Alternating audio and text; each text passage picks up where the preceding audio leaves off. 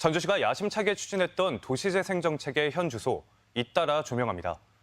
전주시청 맞은편에는 성매매 집결지가 있었는데요. 이를 예술촌으로 살려 상생을 도모하는 사업이 시행된 바 있습니다. 업소들이 모두 폐쇄되며 성공 사례로 치부되고 있지만 실상을 들여다보면 방치된 빈집이 수두룩한 데다 청년 예술가의 활동도 끊길 상황이라 도시재생이 맞냐는 지적도 제기됩니다. 이주연 기자가 취재했습니다.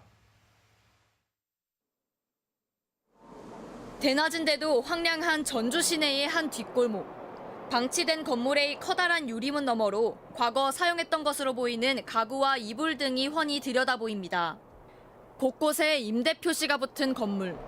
열린 문 안쪽으로 으슥한 공간도 그대로 노출돼 있습니다. 좋지는 않죠. 이제 아무래도 유리도 또 저녁에 누가 그런지 모르겠지만 돌 던져서 깨진 것도 좀 보이고 하다 보니까. 그런데 이곳 전국적으로 도시재생의 성공 사례로 꼽히는 곳입니다.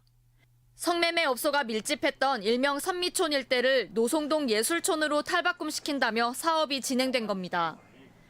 전주시는 2014년부터 지난해까지 몇몇 거점 시설들을 매입하는 등 총 217억 원가량을 들여 문화재생을 추진했습니다.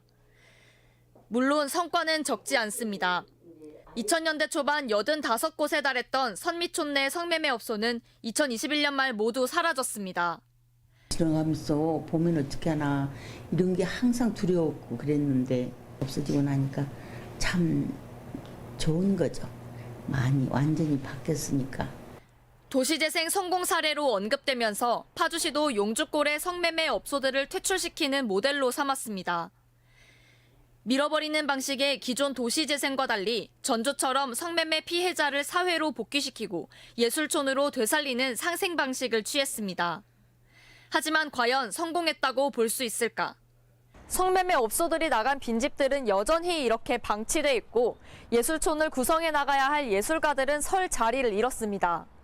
지난해까지 빈 업소를 활용해 공예 배우기와 카페 운영 등 일명 리빙랩 사업을 진행했지만 이마저도 올해부터는 중단된 상황. 예술을 꽃피우겠다며 이곳을 찾은 이들도 결국 하나둘 떠나고 있습니다. 아직 남아있는 청년 예술가들은 성매매 업소 퇴출이 끝이 아닌 시작이어야 한다고 말합니다. 폐쇄는 됐는데 그 다음에 그러면 예술촌의 기능들을 마땅히 해나가야 되는데 왜냐하면 예술촌이니까요.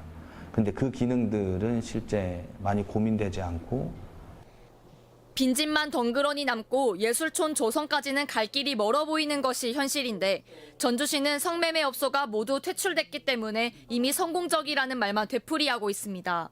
일단 선미촌 퇴출이 원래 목적이었으니까요. 내년 지금 예산은 아예 편성된 게 없는 건가요, 일단은?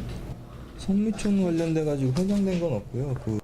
도시재생이라는 이름으로 추진되는 지자체의 막대한 예산 투자. 정작 사업이 끝난 후에는 방치되는 곳이 대다수여서 지속 가능성에 대한 새로운 고민이 필요한 시점입니다. MBC 뉴스 이주연입니다.